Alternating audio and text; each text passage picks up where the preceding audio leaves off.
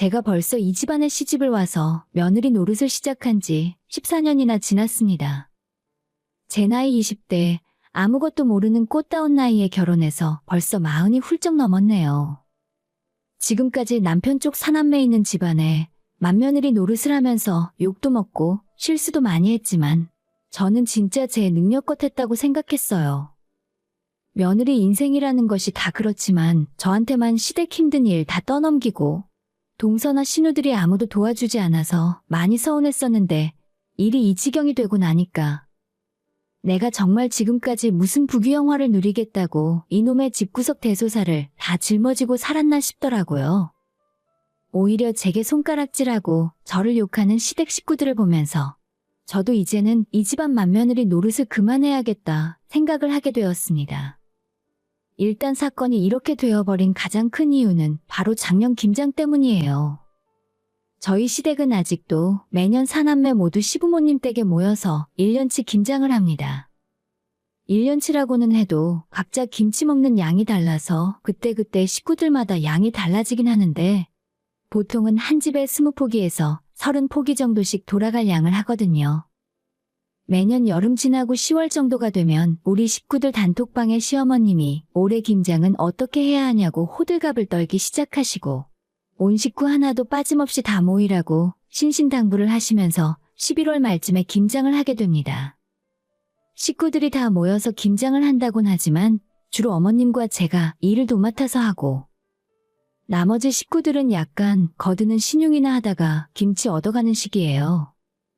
제가 일을 더 많이 하긴 했어도 저야 맏며느리니까 당연히 그래야 하는 줄 알고 지금까지 큰 불만 없이 살아왔습니다.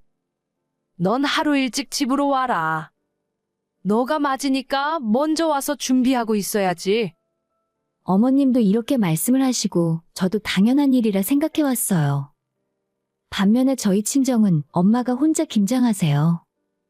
저희 친정은 오빠네와 저랑 둘이 있는데 엄마가 매년 김장할 때 딸인 저는 물론이고 며느리도 부르지 않고 항상 말도 없이 혼자 다 하십니다.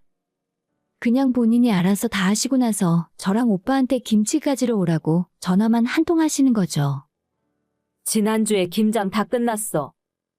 너도 김치통 가져와. 배추김치 말고도 알타리랑 파김치도 했거든. 왜 안 불렀냐고? 이거 뭐 대단한 일이라고 바쁜 사람 오라가라 하니?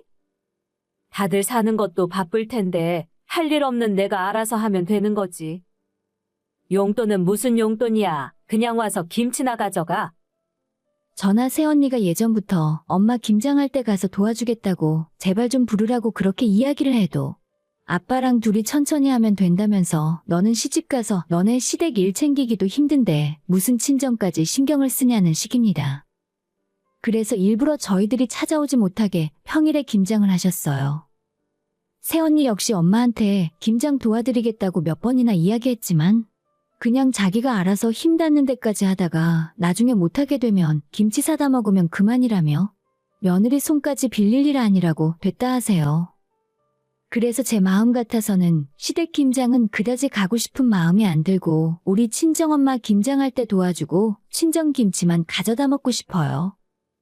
저랑 남편이랑 중학교 들어간 우리 딸까지 셋이 사는데 친정에서 주시는 김치만으로도 사실 셋이 먹기 충분하거든요. 시댁에서 1년 김장 다 마치고 친정집 김치랑 시댁 김치랑 같이 집에 가져오면 우리 애는 물론이고 남편까지 친정 김치를 항상 먼저 먹습니다. 둘 다 같이 먹으라고 동시에 내놔도 귀신같이 우리 엄마 김치만 골라 먹어요. 시댁에는 저 말고도 딸이 둘이나 더 있고 작은 며느리의 아들들까지 있으니까 이제 그만 저는 빼고 그 사람들만 불러서 하셨으면 좋겠는데 하필 제가 맏며느리라서 그게 도리가 아닌 줄은 알고 있습니다.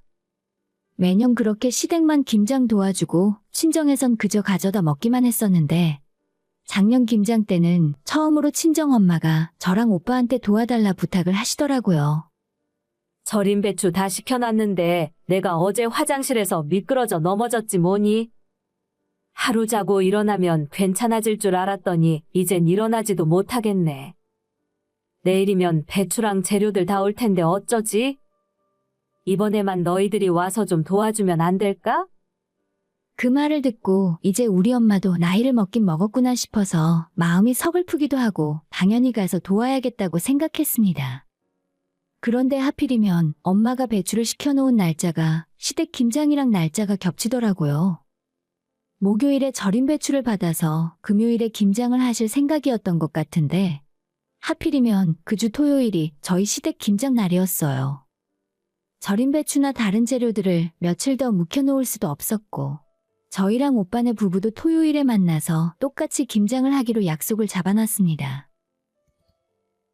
잠시만요, 여러분. 30초 안에 사연보다 더 재미있는 꿀팁 하나 듣고 지원금 최대 128만 원 받아가세요. 아이폰 갤럭시 약정 끝났을 때 여기 모르면 큰 손해입니다. 전환 지원금 최대 50만 원에 비밀 지원금까지 놓칠 수 있거든요. 심지어 최신형 갤럭시 아이폰을 주문 당일 받아볼 수도 있어요. 여기서 끝이 아니에요. 약정 끝난 인터넷, 가전 렌탈 역시 가만히 두면 최대 78만 원 손해입니다. 법이 정해준 지원금이니 당연히 챙겨야겠죠? 만약 다른 곳보다 지원금이 적다면 차액의 120%로 돌려준다는데 역시 업계 1위인 이유가 있습니다. 365일 주말에도 밤 10시까지 상담 가능한 아정당. 지금 바로 전화해보세요. 홈서비스 만능 이사도 유명한데요. 일을 얼마나 잘하면 물품 파손 시 본사에서 최대 1,000만 원까지 보상해주고 혹시라도 불만족스러우면 이사 당일 전액 환불, 보장이사도 가능합니다. 휴대폰, 인터넷, 가전 렌탈, 이사 청소까지. 정당하게 받자 아정당. 물론 시댁 역시 재료도 다 준비되어 있고 날짜 맞춰서 사람들이 모이기로 했는데 저 하나 때문에 다른 날로 바꿀 수 없는 상황이었어요. 남편도 이해를 하고 자기가 시댁 가서 도와드릴 테니까 저는 친정으로 가라고 했어요. 일단 시어머니한테 전화해서 일이 이렇게 됐다고 죄송하다 전화를 드리고 올해는 친정엄마 김장을 도와드려야겠다 말씀드렸습니다. 우리 엄마 몸이 편찮아서 제가 도와드리러 가야겠다고 하는데도 전화기 너머로 들리는 시어머니의 목소리는 별로 좋게 들리진 않았습니다. 그래? 그렇다면 가야지 뭐. 별 수 있겠니? 올해는 맏며느리 없이 나머지 식구들끼리 김장을 해야겠네. 어차피 시댁에 제가 안 가도 오는 사람이 많은데 상황 다 들었으면 이렇게 서운한 티를 내시는 게 조금 섭섭했어요. 그리고 우리 친정엄마한테는 김장 날짜 겹친다는 이야기 자체를 하지 않았습니다. 시댁 김장 날이랑 날짜가 겹친다고 이야기하면 보나마나 우리 엄마는 본인이 다 알아서 할 테니까 시댁으로 가라 하실 뿐이거든요.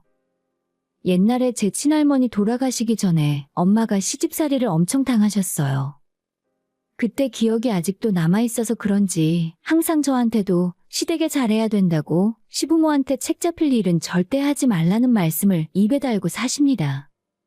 며느리는 당연히 시어머니 눈치 보고 혼나는 줄 알고 계세요. 자기는 그렇게 당하면서 살았고 저보고는 우리 시어머니한테 잘해서 혼나지 말라고 해놓고는 정작 엄마에게 하나뿐인 며느리인 새언니에게는 마음 약해서 뭐라 말도 잘 못하십니다. 오죽했으면 그동안 김장할 때도 며느리를 부르지도 않고 혼자 하셨겠어요. 아무튼 그래서 이번 김장에는 새언니와 함께 일찍 친정으로 가서 아침부터 김장 시작하고 오후 3시쯤에 끝냈어요. 엄마가 저녁 먹고 가라고 하는데 왠지 시댁 식구들 김장하는 상황이 머릿속에 떠오르고 자꾸 신경이 쓰여서 마음 편히 엄마 집에 오래 못 앉아 있겠더라고요. 나도 우리 엄마처럼 천성 자체가 맏며느리 노릇을 못 벗어나겠구나 생각하며 최대한 서둘러서 시댁으로 향했는데 시댁엔 저 말고도 사람이 많아서 그런지 친정보다 훨씬 많은 양을 했는데도 제가 도착했을 때는 이미 김장을 다 끝내고 정리를 하고 있었어요. 불편한 마음에 정리라도 제가 도와드리겠다 했는데 시어머니나 시누나 전부 저를 투명인간 취급하고 제가 바로 옆에 있는데 아무런 말도 걸지 않더라고요. 형님, 오늘은 그냥 먼저 들어가세요. 오늘 하루 종일 어머님이랑 아가씨가 형님 뒷담화를 엄청 하더라고요. 분위기 별로 안 좋으니 그냥 들어가세요. 동서만 조용히 따로 제게 와서 오늘 하루 종일 시어머니랑 시누들이 제 욕을 하고 있었다고 귀뜸을 해주었어요. 분위기 별로 안 좋으니까 그냥 다른 핑계 대고 빨리 집에 가라고 하는데 제가 죄 지은 것도 없는데 도망갈 이유가 하나도 없다 생각했습니다. 김장 해놓은 거 정리 다 끝나고 수육 썰어서 겉절이에 다들 소주를 한 잔씩 하기 시작했습니다. 그 집안 식구들끼리 술잔을 부딪히고 웃고 떠들면서도 여전히 저한테는 누가 술 한 잔 주는 사람도 없고 먹어보라 말을 거는 사람도 없었습니다. 오직 남편만 저보고 괜찮으니까 눈치 볼 필요 없고 빨리 먹으라고 젓가락도 손에 쥐어주고 했는데 유치하게 저를 따돌리려 하는 다른 시댁 식구들 때문에 밥이고 술이고 먹고 싶은 생각은 하나도 없더라고요. 그냥 옆에 앉아 있다가 남편 술 마시니까 나는 술 마시지 말고 내가 운전해서 집에 가야겠다 생각하고 있었는데 다들 술이 한 잔씩 들어가니까 저한테 서운하다는 말을 꺼내놓기 시작했어요. 아니, 근데 진짜로 친정엄마가 아픈 거 맞아요? 어떻게 꼭 우리 집 김장하는 날 맞춰서 아프실 수가 있지? 야, 너 그게 무슨 말버릇이야? 남편이 중간에서 자기 동생들 말리다가 서로 목소리도 점점 커지고 결국 남편이랑 신우들이 소리 지르면서 싸우더라고요. 오빠는 이 와중에도 새언니 편을 들어? 오늘 나랑 우리 엄마랑 얼마나 고생했는지 몰라? 진짜 우리 엄마가 너무 불쌍하다. 신우는 며느리 때문에 자기 엄마가 너무 불쌍하다고 울고불고 정말 아수라장이 따로 없었습니다. 저는 일단 남편을 뜯어 말리면서 일이 더 커지기 전에 집으로 데려왔어요. 물론 남편이 적극적으로 제 편을 들고 싸워줘서 너무 고마웠지만 신우들에게는 나중에 술 깨고 맨정신일 때 대화를 통해 서로 오해를 좀 풀어야겠다 싶었습니다. 다음날 낮에 큰 신우에게 문자를 보내서 같은 딸 된 도리로 우리 친정엄마가 아프셔서 김장 도와드리러 갔다 온 건데 이해 좀 해달라고 장문의 글을 보냈습니다. 이런 말까지 해야 하는구나 하는 생각에 속으로 5만 가지 욕들이 머릿속을 채웠지만 최대한 꾹 참고 이런 상황을 이해하고 한 번만 넘어가 달라고 좋게 보냈어요. 한참 답장이 안 오길래 읽고 씹는구나 생각했는데 그날 저녁에 딱 한 줄로 된 답장이 오더라고요. 너 그따위로 인생 살지 마. 라는 단 한 줄짜리 문자였습니다. 진짜 내가 지금까지 시집와서 얼마나 지들 부모한테 잘해왔는데 김장 한 번 불참했다고 이렇게 조리돌림 당하고 비난을 받아야 하는지 모르겠더라고요. 1년에 2번 지내는 제사와 명절에는 자기들은 어차피 딸이라면서 제사 준비는커녕 코빼기도 비치지 않아요. 그러면서 뒤로는 시어머니한테 저랑 동서가 몇 시에 왔는지, 와서 일은 얼마나 했는지 꼬치꼬치 캐물으며 체크하고 있던 것 같더라고요. 억울한 마음에 신우한테 전화를 걸어서 내가 뭘 그렇게 잘못했냐고 따져 물었는데 진짜 그날 별별 이야기를 다 들어야 했습니다. 너가 우리 집에 맏며느리로 들어와서 지금까지 한 게 뭐가 있어? 너 같은 며느리 우리 엄마도 필요 없대. 그냥 너희 친정이나 챙기면서 살아. 지금으로부터 몇 년 전에 시어머니가 간단한 무릎 수술하시고 병원에 일주일 입원해 있던 적이 있는데 저는 맞벌이 하는 사람이라 첫날 입원했을 때 한 번 찾아뵙고 주말에는 한 번 더 찾아갔었거든요. 집에서 전업주부로 사는 작은 신우가 그 당시 어머님 간병을 옆에서 다 했는데 그걸 이제 와서 끄집어내며 저보고 며느리 자격도 없는 사람이라 욕을 하는 겁니다. 처음부터 제가 별로 마음에 안 들었다느니 가까이 살면서 자주 찾아뵙지도 않는다는데 솔직히 까놓고 말해서 제가 신우들보다 어머님 아버님 모시고 외식도 더 많이 하러 다니고 계절마다 백화점 모시고 다니면서 여름옷 겨울옷 도 한 벌씩 사드렸어요. 제가 엄청 잘하진 않았어도 대한민국 여느 며느리들보다 못한 게 없다고 생각하는데 이제 와서 신우들 이야기하는 꼬라지를 보니 시어머니도 그동안 저를 똑같이 저렇게 생각하고 계신 것 같았습니다. 제가 이 집안에서 어떤 위치에 있는 사람인지 정말 잘 알겠더라고요. 나는 우리 친정 부모를 먼저 챙겨도 안 되고 시댁에서 부르면 언제든지 달려가 머슴처럼 일이나 해주는 잡부 그 이상도 이하도 아닌 사람이었어요. 친정엄마가 시부모에게 잘하라는 말도 있고 어차피 사랑해서 결혼하고 살고 있는 내 남편의 부모니까 인간적으로 잘해드리려고 노력했는데 그 집에선 저를 공짜로 일을 부려먹는 사람 정도로만 생각했구나 싶어 그간 없던 정도 다 떨어졌어요.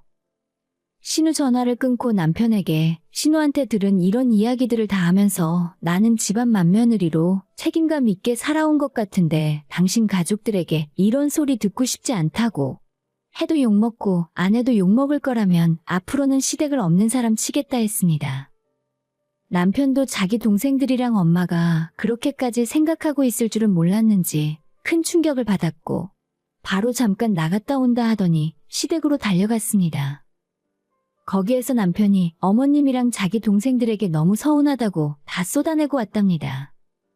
지금까지 우리 와이프 데려다가 일 시키고 용돈 달라 뭐 사달라 뜯어가셨으면서 겨우 이번 일 한 번 때문에 사람을 이렇게 욕을 하실 수가 있어요? 앞으로 엄마한테 큰 며느리는 없는 사람으로 생각하세요.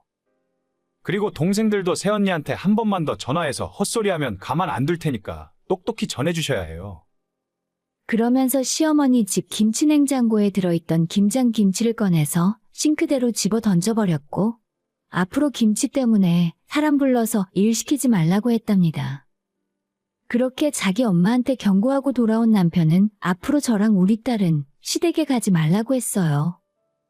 본인은 그래도 아들이니까 최소한의 아들도리를 해야 할 텐데 자기 식구들이 저한테 그런 생각을 갖고 있다면 더 이상 이 집안 며느리 노릇을 안 해도 된다 하더라고요. 남편 대답을 듣고 큰 신우에게 전화 걸어서 너가 네 부모 소중하듯이 나도 내 부모가 더 소중하고 먼저라고 이야기했어요. 앞으로 나는 내 부모 챙기고 살 테니 너는 너 부모나 챙기고 살라고. 해도 욕먹고 안 해도 욕먹으니까 이제부터 아무것도 안 하겠다 선언했습니다. 이제는 뒤에서 욕을 하던 제 앞에 찾아와서 욕을 하든 마음대로 해보라고 했어요. 신우는 저보고 미쳤냐고 무슨 이런 며느리가 다 있냐고 바락바락 소리를 질렀는데 옆에 있던 남편이 제 전화기를 뺏어들고 너 내 눈에 띄면 가만 안 놔둘 거니까 앞으로 자기 잘 피해 다니라고 섬뜩한 경고를 날렸습니다. 그렇게 전화를 끊고 나니 더 이상 시댁 사람들에게는 미안한 마음이 들지 않더라고요. 맏며느리 노릇이고 뭐고 싹 엎어버려서 속이 시원하고 뻥 뚫리는 기분이 들었습니다.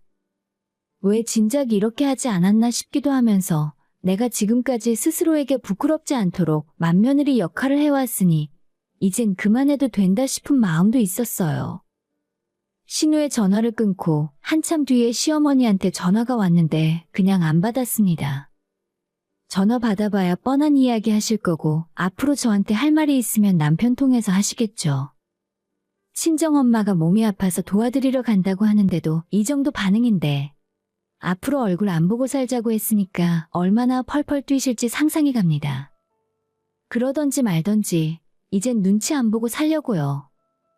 명절에도 남편만 시댁 보내고 저는 딸이랑 친정 가서 우리 엄마 아빠랑 시간 보낼 거예요. 공짜로 저를 14년이나 부려먹었으면 퇴직금을 주지는 못할 망정 욕은 좀 그만하셨으면 좋겠습니다. 오늘의 사연은 여기까지입니다. 구독과 좋아요, 알림 설정 부탁드려요. 다들 행복하시고 좋은 하루 되세요.